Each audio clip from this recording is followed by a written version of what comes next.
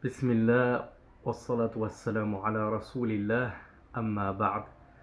La question numéro 34 va porter sur celui qui va renier l'un des 5 piliers de l'islam que nous avons vu en détail et avec leurs preuves dans les questions précédentes, ou bien celui qui va reconnaître ces 5 piliers de l'islam et leurs obligations, cependant il va les délaisser par orgueil. Donc le cheikh nous dit, question 34, Ma hukmu man jahada wahidan minha aw aqarra bihi wastakbara anhu. Quel est le jugement de celui qui va renier l'un de ces 5 piliers de l'islam, ou bien qu'il les reconnaît mais va les délaisser, ou ne serait-ce qu'un seul, par orgueil et mépris?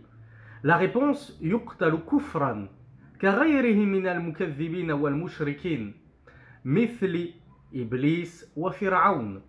Le cheikh nous dit, un tel individu, on doit le tuer. Et quand on dit on doit, c'est le détenteur de l'autorité, c'est le président de l'État, c'est le roi du pays, c'est le gouverneur, le chef des musulmans.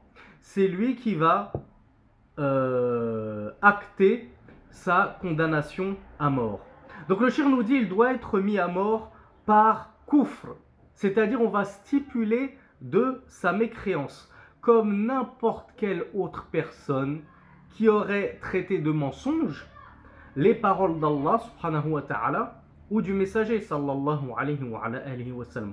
De même qu'on le met à mort comme n'importe quelle personne qui s'enorgueillit de l'adoration d'Allah subhanahu wa ta'ala. Car une telle personne est forcément mécréante, ne s'enorgueillit de l'adoration d'Allah subhanahu wa ta'ala qu'un mécréant apostat. Et le cheikh nous dit, on le met à mort à l'instar d'Iblis. Qu'est-ce qu'a fait Iblis? Satan, le lapidé.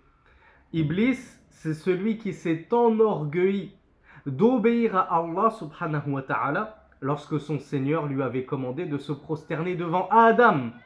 Il a dit, moi je suis meilleur, tu m'as créé de feu alors que lui tu l'as créé d'argile. Donc par orgueil, il a refusé d'obéir à Allah subhanahu wa ta'ala. Eh bien cet orgueil a rendu Iblis kafir, mécréant.